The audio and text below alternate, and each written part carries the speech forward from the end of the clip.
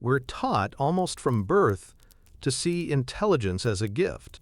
It's portrayed as the golden ticket to a better future, the engine of human progress, the ultimate evolutionary advantage. We admire brilliant people. We celebrate world-changing innovators, and we invest enormous resources into cultivating that intellectual sharpness in ourselves and in our children.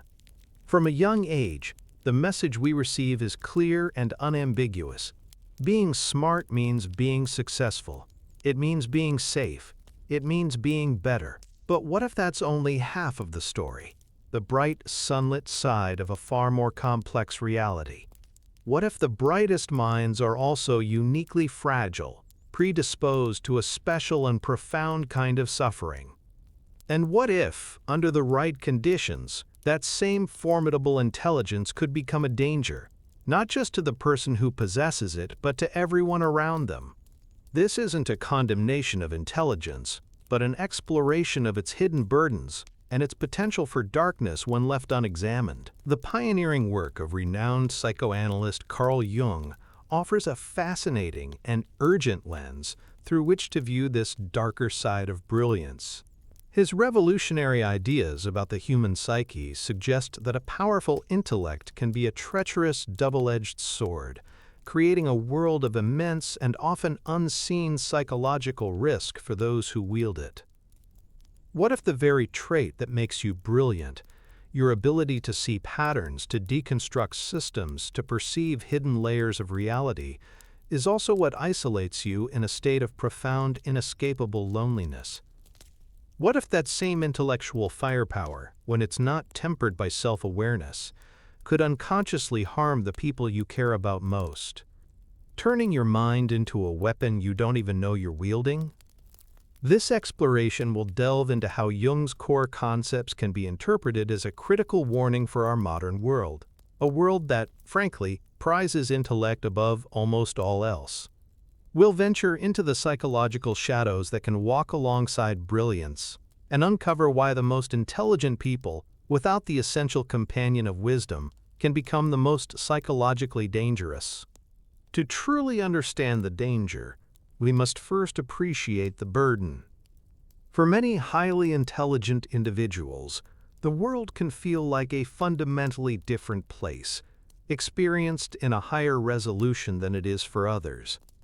It's a world of unrelenting cognitive complexity, where the mind operates as a relentless engine of analysis, pattern recognition, and synthesis. Where most people might see a simple, friendly conversation, a highly analytical mind might involuntarily perceive intricate layers of subtext, unspoken intentions, social dynamics, and the subtle tells of hidden anxieties or desires. Where most see a single news headline, it might perceive the deep historical currents that led to this moment, the ideological biases shaping the narrative, and a web of potential future consequences branching out in every direction. This heightened perception is not a choice, it is an involuntary, default state of being. They can feel like someone born with the ability to see a wider spectrum of light, perceiving colors and textures that are entirely invisible to the surrounding crowd. While this initially sounds like a superpower, a secret advantage, it can come with a profound and crushing cost, a deep structural loneliness. This isn't the simple loneliness of lacking company. It's the loneliness of fundamental difference. It's the feeling of being an outsider, a perpetual visitor in your own home, in your own culture. When you perceive the world with such depth and complexity, casual conversations can feel agonizingly shallow, like being forced to speak in a language of only 100 words when you know 1,000.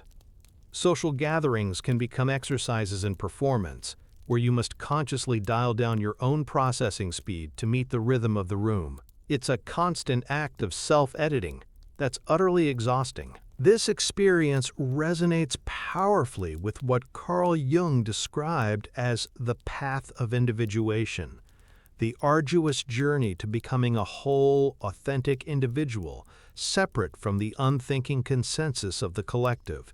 Jung saw this as the most vital psychological journey a person can undertake, but he was absolutely clear.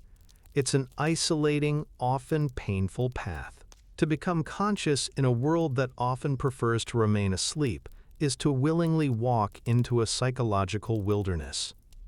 You might find yourself passionately explaining concepts that are so clear to you, so self-evident, only to be met with blank stares, polite confusion, or even outright suspicion. People may label you as intense, overly analytical, or arrogant, not because you are, but because the sheer depth of your perception can make others uncomfortable, implicitly challenging their own more simplified view of the world.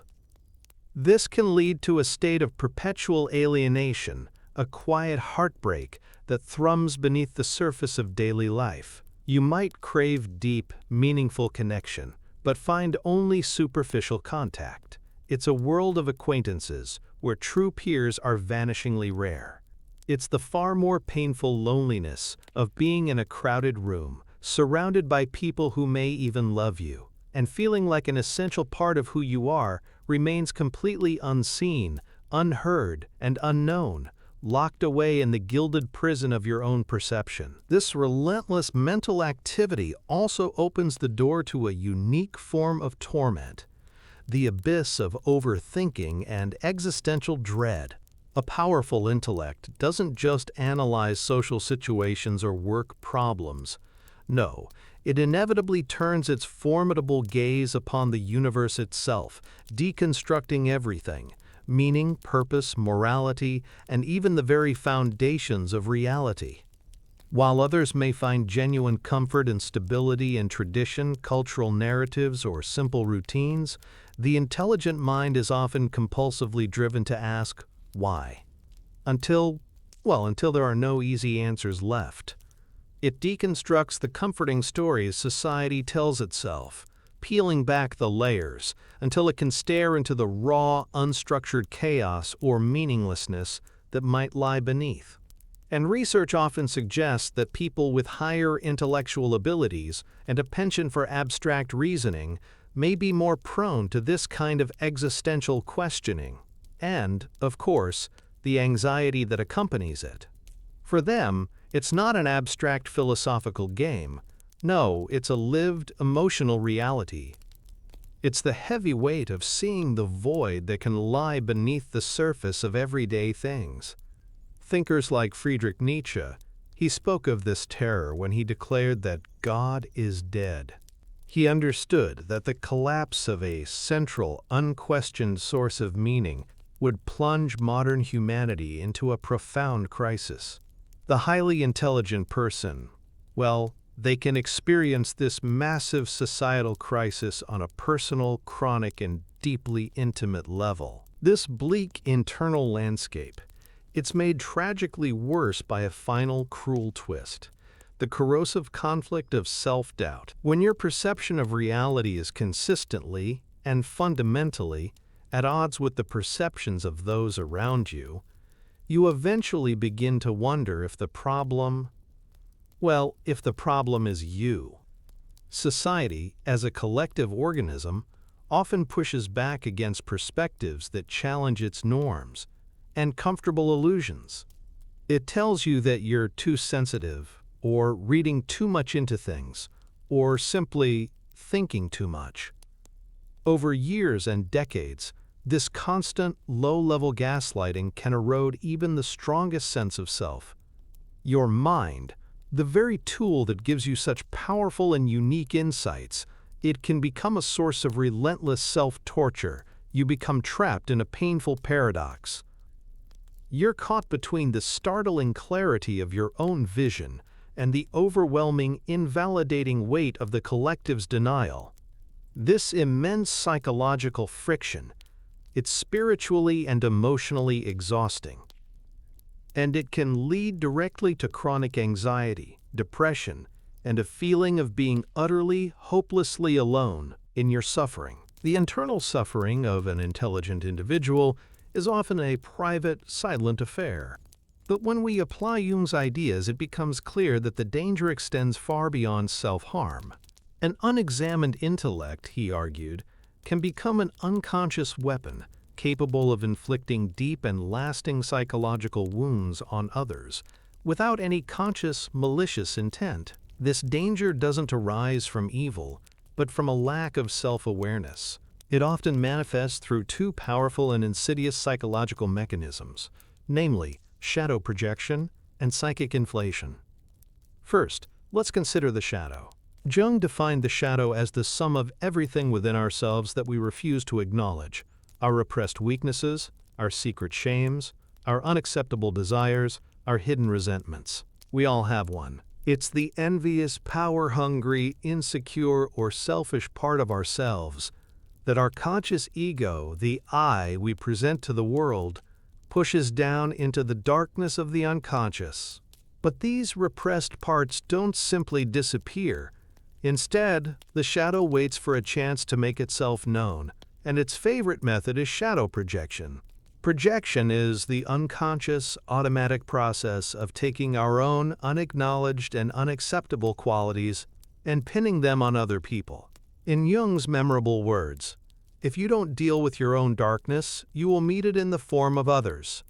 While this is a universal human tendency, a sharp intellect can make these projections especially damaging and difficult to counter. A high cognitive intelligence, or IQ, when not balanced by a developed emotional intelligence, or EQ, can be co-opted by the ego to rationalize and justify these projections with, well, terrifying efficiency. Consider an intelligent manager with a deep, unacknowledged fear of his own incompetence. His professional ego cannot admit this weakness, so his shadow eagerly projects this fear onto a capable subordinate. Suddenly, he starts noticing that this employee is lazy, careless, and untrustworthy. A minor typo in a report becomes irrefutable proof of pervasive sloppiness. A question asked in a meeting is interpreted as a challenge to his authority. He then uses his formidable intelligence to build a detailed, logical-sounding, and meticulously documented case against the employee. He isn't being consciously cruel or dishonest. In his own mind, he genuinely believes his perception is objective reality.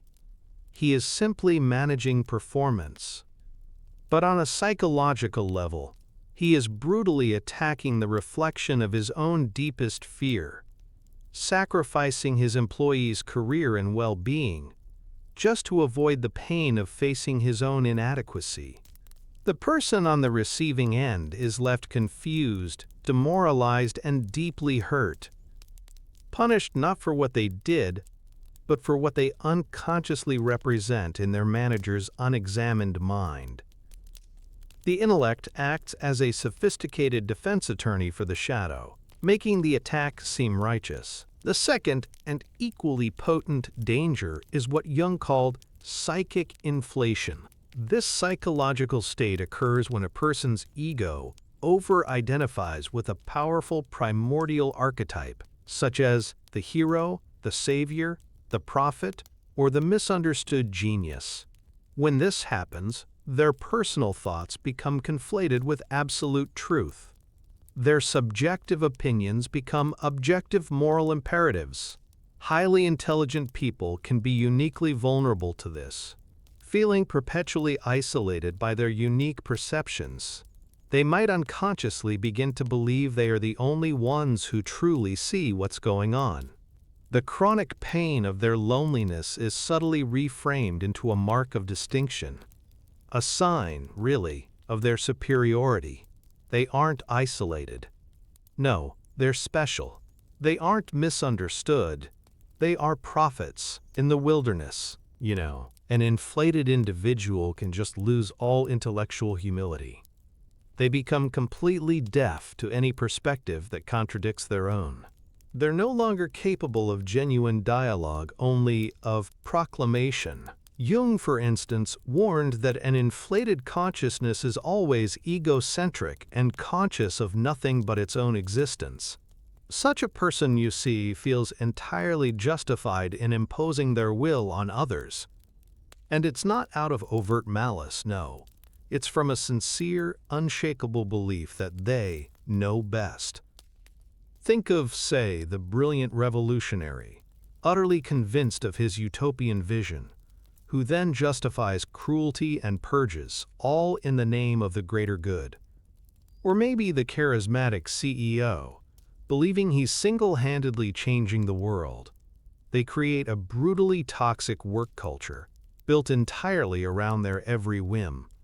They aren't necessarily evil, not in their own minds. Instead, they're possessed by a powerful idea, an archetype. Their intelligence, by the way, makes them incredibly effective at articulating their vision and persuading others to follow.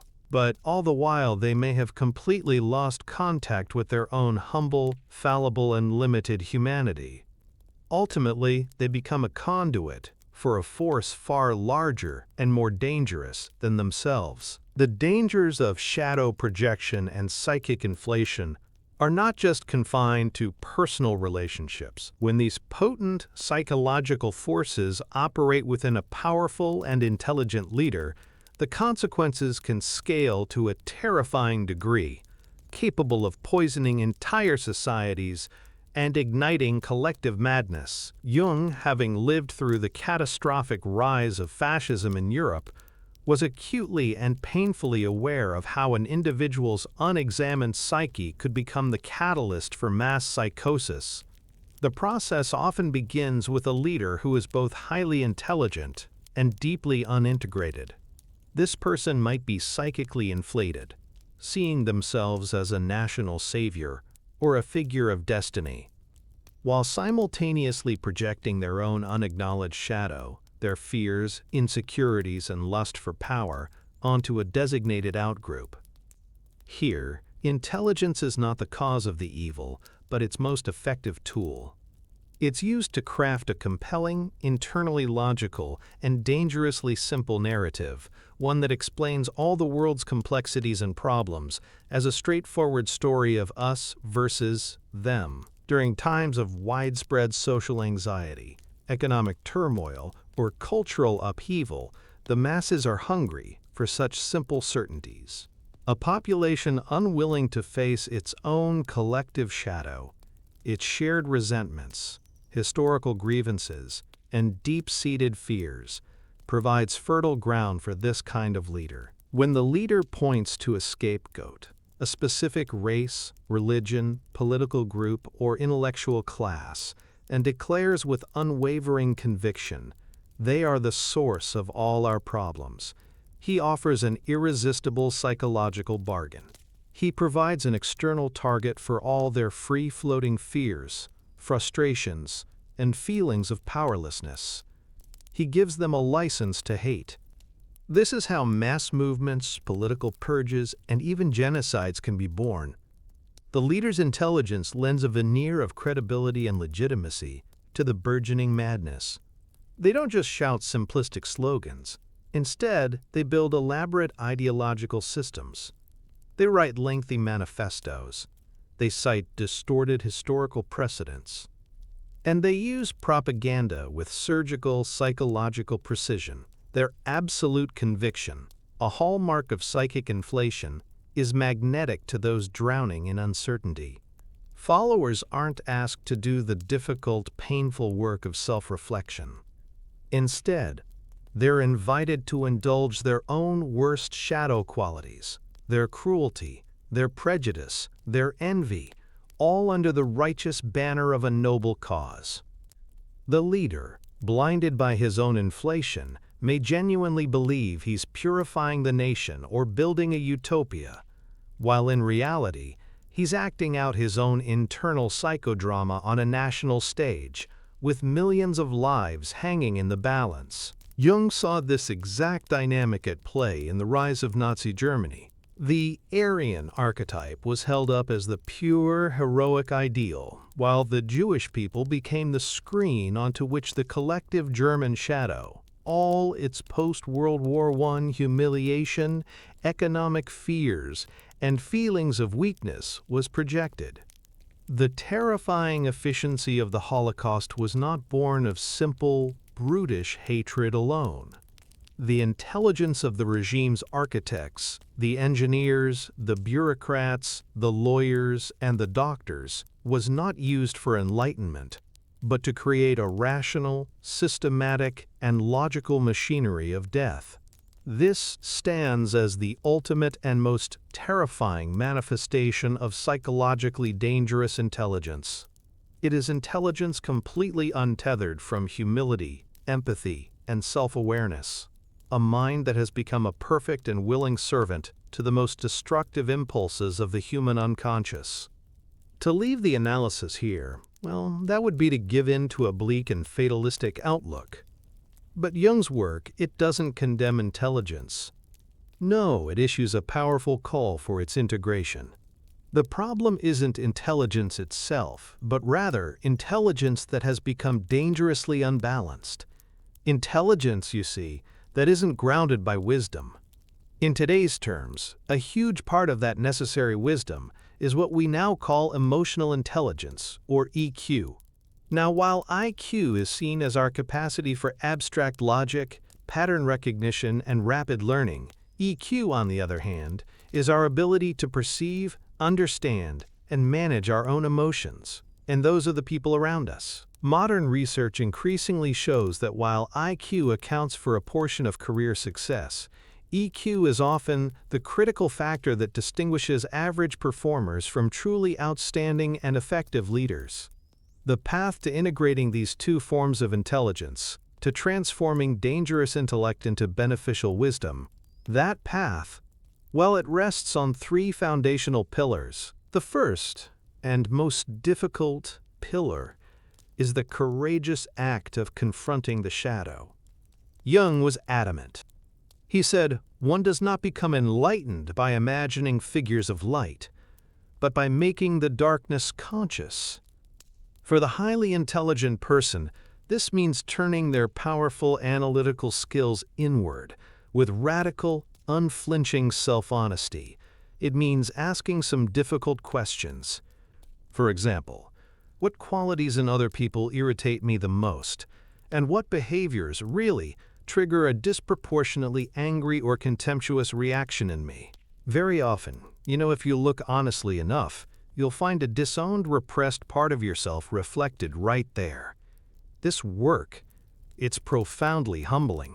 It requires admitting your own capacity for the very traits you despise in others, your own potential for laziness, for stupidity, for cruelty. This, you see, is the essential antidote to shadow projection. When you consciously see and accept the potential for darkness within yourself, you're no longer unconsciously compelled to hunt it down and destroy it in others. The second pillar, well, it's the deliberate cultivation of intellectual humility. This is the direct antidote to psychic inflation.